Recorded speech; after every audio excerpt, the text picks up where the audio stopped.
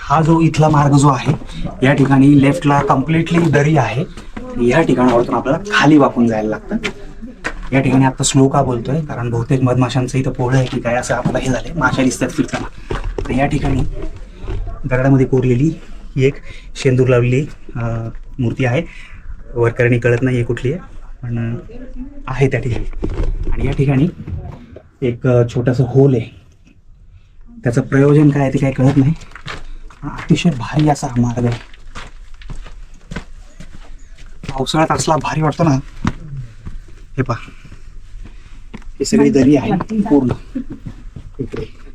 आणि आत्ता जो मार्ग आपण त्याच्यातून चाललोय ना, तो पूर्ण कातळ चिरून केलेला आहे. बघा, आहेत उठलेले आहेत का? किती खूप आहेत का? खूप आहेत. नाही, कसं करायचं आता?